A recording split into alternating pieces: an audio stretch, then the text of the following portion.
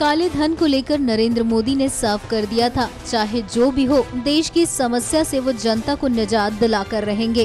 नरेंद्र मोदी ने सरकार के 3 साल पूरे होने पर काले धन की डिजी धन तक की यात्रा बताई। एक समय था जब अच्छे से अच्छे ईमानदार व्यक्ति को भी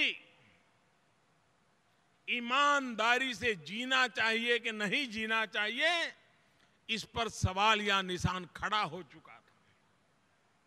उसका मन विचलित होने लगा था।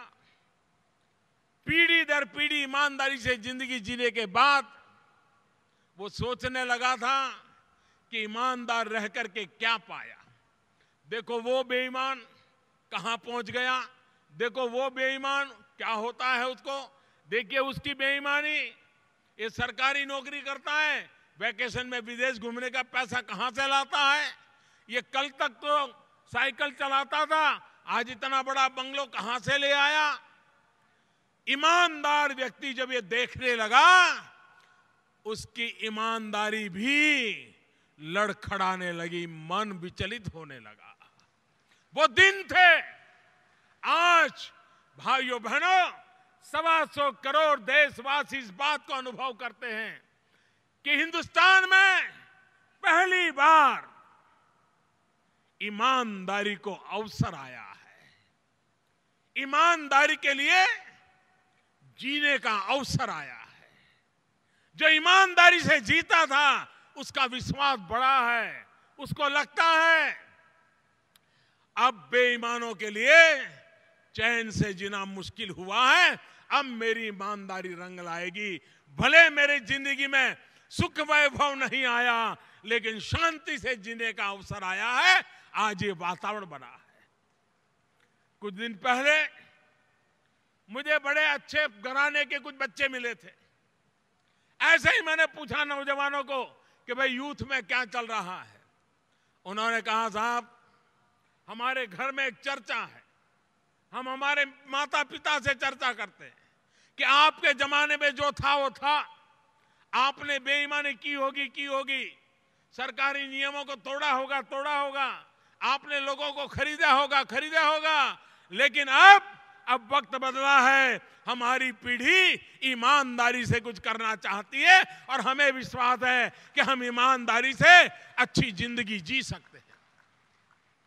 भाइयों बहनों, ईमानदारी को अवसर मिले, मैं जानता हूं इसके लिए मुझे कितना कष्ट झेलना पड़ता है, कितनी बातों पर मुझे कठोरता बरतनी पड़ती है, लेकिन मैं देश की जनता को वादा करके आया हूं और उस वादे को मैं पूरी तरह निभाऊंगा।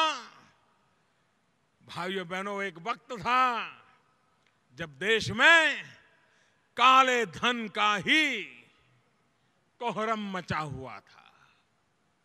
काला धन यही कान पे आता था। एक ऐसी सरकार है जहां काला धन नहीं, जन धन यही शब्द सुनाई देते हैं। ये फर्क है दोस्तों, ये फर्क है। और आज जनधन की चर्चा होती है। आने वालों में दिवसों में डीजी धन की चर्चा भी सहज रूप से होने चाहिए है। कहां काला धन, वहां से निकल करके जन धन और अब आगे डीजी धन। एक के बाद एक हमारी यात्रा का रास्ता खुलता चला जा रहा है। भाइयों बहनों, हमने सरकार बनाई, 26 को शपथ लिया। 2 दिन के बाद हमारी कैबिनेट मीटिंग हुई। पहली मीटिंग में पहला निर्णय था काले धन के खिलाफ कदम उठाने का। और भाइयों बहनों, चोरी के पैसों से जो बड़े बड़े बंगले बना करके बैठे हैं, बेनामी संपत्ति जिन्होंने बनाई है, 18-20 साल के उनके बेटे दुनिया की महंगे से महंगी मोटर बाइक लेकर के दुनिया में वट मार रहे हैं। अगर वो पैसा बेईमानी का है तो हम निकाल करके रहेंगे, गरीबों को लौटा के रहेंगे। भाइयों बहनों, मैं जानता हूं इसकी कीमत चुकानी पड़ेगी, हर कीमत चुकाने के लिए तैयार हूं, लेकिन जनता को जो वादा किया है उस वादे से मैं कभी मुकरने वाला नहीं हूं। मैं ये लड़ाई लड़ने वाला हूं, क्योंकि मैं देख रहा हूं 125 करोड़ देशवासी ईमानदारी का उत्सव बनाने के लिए फैसला कर चुके हैं और मैं देश की जनता के साथ चलने के लिए तैयार हूं। भाइयों बहनों, नरेंद्र मोदी को देश का प्रधानमंत्री होते हुए 3 साल हो गए। इन 3 सालों में मोदी ने हर मंच से कहा कि वो प्रधान सेवक हैं, न कि प्रधानमंत्री, और इस बात के लिए मोदी ने देश के 125 करोड़ भारतीयों का भी शुक्रिया किया। आज मैं देश के नागरिकों का हृदय से आभार व्यक्त करना चाहता हूं। आपने हम पे एक विश्वास रख करके पूर्ण बहुमत वाली सरकार बनाने का अवसर दिया। एक प्रधान सेवक के रूप में मुझे कार्य करने का मौका दिया, लेकिन इससे भी ज्यादा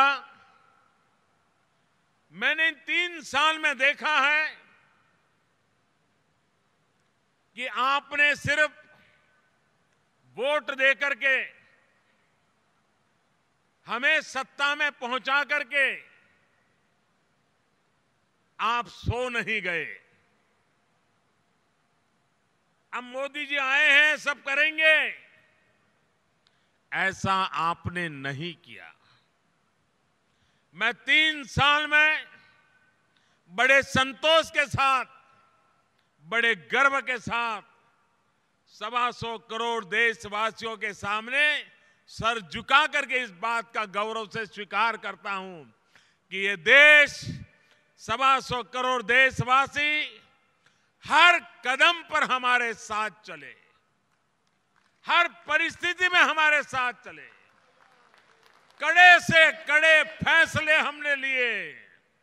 125 करोड़ देशवासी, उन्होंने विश्वास को और मजबूत बनाया, भरोसे को नई ताकत दी। शायद सार्वजनिक जीवन में, सरकार बनाने में जनता का सहयोग, ये तो लोकतांत्रिक प्रक्रिया है, लेकिन सरकार चलाने में जनता सरकार से भी 2 कदम आगे चले, ये आजादी के बाद पहली बार हिंदुस्तान ने इस 3 साल में देखा है। हर हिंदुस्तानी को ये बात का गर्व होगा। जब लाल किले पर से मुझे पहली बार देश के सामने अपनी बातें रखने का सौभाग्य मिला था और मैंने स्वच्छता का विषय छेड़ा, सब लोगों के लिए अचरज था कि कैसा प्रधानमंत्री है, लाल किले पर से शौचालय की बातें कर रहा है, स्वच्छता की बातें कर रहा है। अब तक तो हमने बहुत बड़ी बड़ी बातें सुनी हैं, बड़े बड़े आंकड़े, बड़ी बड़ी योजनाओं के नाम यही लाल किले से सुना है। ये कैसा प्रधान सेवक आ गया है कि वो शौचालय की बात कर रहा है, स्वच्छता की बात कर रहा है। बड़ा अजूबा था लोगों के लिए। लेकिन भाइयों बहनों, एक वर्ग के लिए अजूबा हो सकता है, उनके लिए आश्चर्य हो सकता है, लेकिन मैं जिस पार्श्वभूमि से आया हूं, जिस जिंदगी को जी करके निकला हूं, और इसलिए इन चीजों की जिंदगी में क्या अहमियत होती है, इन बातों को मैं भली भांति अनुभव कर सकता हूं। देश के छोटे छोटे लोगों को कैसी कैसी चीजों से गुजरना पड़ता है, ये अपने अनुभव से मैंने जाना है, समझा है। और इसलिए एक बार मैंने कहा था कि मेरी पार्श्वभूमि ऐसी है, मेरा लालन पालन ऐसा है कि जिसमें एक छोटे व्यक्ति को अत्यंत पीछे आखिरी कतार से आए हुए व्यक्ति को जो अनुभूति होती है, और इसलिए मैंने कहा था कि मैं छोटा हूं और छोटे छोटे लोगों के लिए बड़े बड़े काम करके रहूंगा, ये मेरा इरादा है। मैं देशवासियों का आभारी हूं कि स्वच्छता अभियान को जनता ने अपना कार्यक्रम बना लिया। मीडिया ने भी 100% मदद की। प्रारंभ में राजनीतिक विरोध के लोगों ने उसका उपहास किया, लेकिन बाद में भी उन्होंने उसकी आलोचना करना बंद कर दिया। एक प्रकार से हर किसी का सहयोग मिला। आजादी के बाद जन समर्थन से शासन कैसे चल सकता है, जन भागीदारी से शासन कैसे चल सकता है, जनता जनार्दन की अगुवाई में सरकार कैसे चल सकती है, इसके अनेक उदाहरण आपने देखे हैं। NMF न्यूज की रिपोर्ट।